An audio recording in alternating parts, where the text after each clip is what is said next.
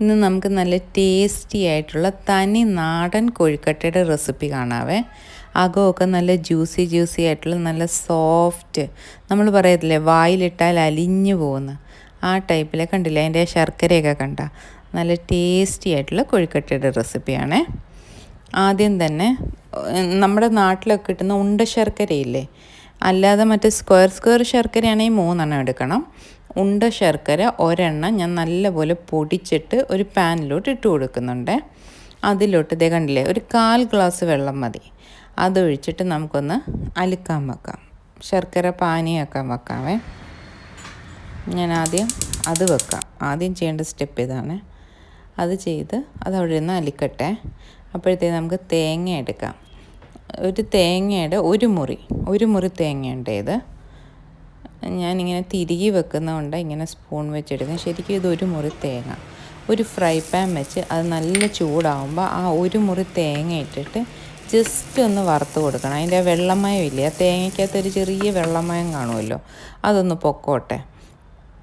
ഒന്ന് ഇതായി വരുമ്പോഴത്തേക്ക് നമ്മുടെ ശർക്കരപ്പാനി ആയിട്ടുണ്ടാവും. അതങ്ങോട്ട് അരിച്ചൊഴിക്കണം. ശർക്കര എപ്പോഴും ഒഴിക്കണേ. അത് ഈ കല്ലും മണ്ണും ഒക്കെ കാണും, കണ്ടില്ലേ. ആ ശർക്കര അങ്ങോട്ട് അരിച്ചൊഴിച്ച് കൊടുത്തിട്ട് ഇനി ആ തേങ്ങയും ശർക്കരയും എല്ലാം കൂടെ കിടന്ന് നല്ലപോലെ ഒന്ന് വരട്ടെ. നല്ലൊന്ന് യോജിച്ച് വരട്ടെ. ആ ശർക്കരപ്പാനി പറ്റി ആ തേങ്ങയും എല്ലാം ഒന്ന് നല്ല പെരണ്ട് വരട്ടെ. കണ്ടില്ലേ, പറ്റി വരുന്നുണ്ട്. ആ പാനി നല്ലപോലെ പറ്റി വരുന്നുണ്ട്. ഓരോ ശർക്കരയുടെ ഞാൻ ശരിക്കും ഒരു ഉണ്ട ശർക്കര ഇട്ടിട്ടുണ്ട്. ഇത് അപ്പോൾ ഒരു 10-15 കൊഴുക്കട്ട ഉണ്ടാക്കാം. ഒരു ഉണ്ട ശർക്കരയ്ക്ക് ഒരു മുറി തേങ്ങ. ഇത് ഒരുമാതിരി പറ്റി വന്നില്ലേ, അപ്പോഴത്തേക്കും ഒരു 1/2 ടീസ്പൂൺ ഏലക്കാപ്പൊടിയാണ് അതിട്ട് കൊടുക്കുന്നുണ്ട്. കണ്ടില്ലേ, ഈ പരുവായപ്പോഴത്തേക്ക് ഏലക്കാപ്പൊടിയും കൂടെ ഇട്ട് ഇനി ജസ്റ്റ് ഒന്ന് വരണ്ടാൽ മതി. ഓവറായിട്ട് അങ്ങ് വരളണ്ട, ഭയങ്കര കട്ടിയായിപ്പോവും. അഥവാ ഇച്ചിരി കട്ടിയായാലും ഒന്ന് ചൂടാക്കിയാൽ മതി, അതങ്ങ് അലുക്കും കേട്ടോ. ജസ്റ്റ് ഒന്ന് ആകുമ്പോഴത്തേക്ക് ഇനിയിപ്പോൾ ഗ്യാസ് ഓഫാക്കി അടുപ്പ് മാറ്റാം. കണ്ടില്ലേ, ഈ പാകത്തിന് ഇറക്കണേ. ഇനി അതവിടെ ഇരുന്ന് ഒന്ന് തണുക്കുമ്പം കണ്ടില്ലേ ഇങ്ങനെ ആവും. ഇതിൻ്റെ മെയിൻ കൊഴുക്കട്ട ഉണ്ടാക്കുമ്പോൾ ഉള്ള മെയിൻ സംഭവം ഇത് ശരിയായി കഴിഞ്ഞാൽ പിന്നെ ശരിയാവും. കണ്ടില്ലേ. ഇനി അഥവാ തണുത്ത് കഴിയുമ്പോൾ അത് കട്ടിയായെന്ന് തോന്നുവാണെങ്കിൽ ഒന്ന് ചൂടാക്കിയാൽ മതി, അപ്പോൾ ശരിയാവും.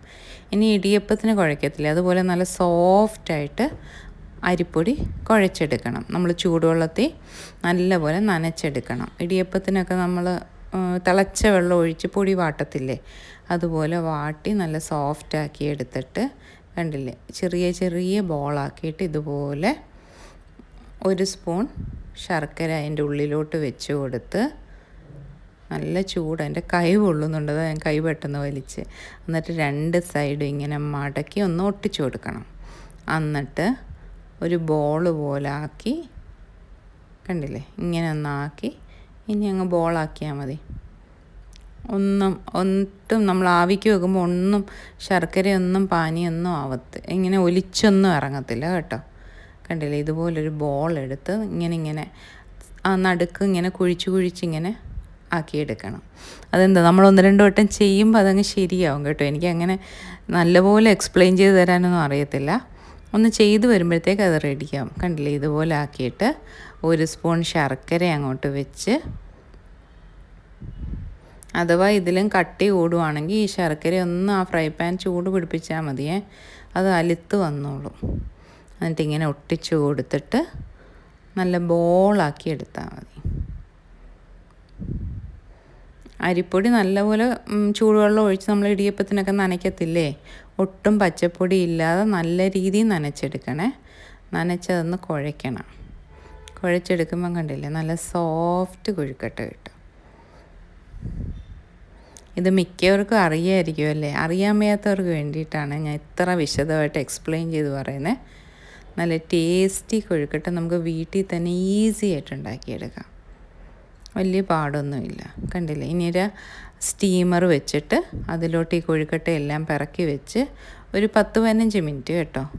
ഒട്ടും പൊട്ടിയൊന്നും പോകത്തില്ല, നല്ല സൂപ്പർ സോഫ്റ്റ് ടേസ്റ്റി ജ്യൂസി കൊഴുക്കട്ടയാണ്.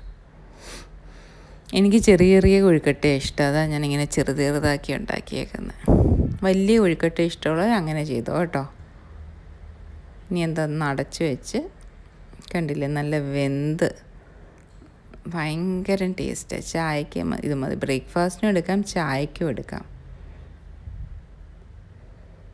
എല്ലാവരും ഇതുണ്ടാക്കിയിട്ട് അഭിപ്രായം പറയണേ. നിങ്ങൾക്ക് ഈ ചാനൽ ഇഷ്ടപ്പെടുവാണെങ്കിൽ ഒന്ന് ലൈക്ക് ചെയ്യാനും ഷെയർ ചെയ്യാനും സബ്സ്ക്രൈബ് ചെയ്യാനും മറക്കല്ലേ. Thank you.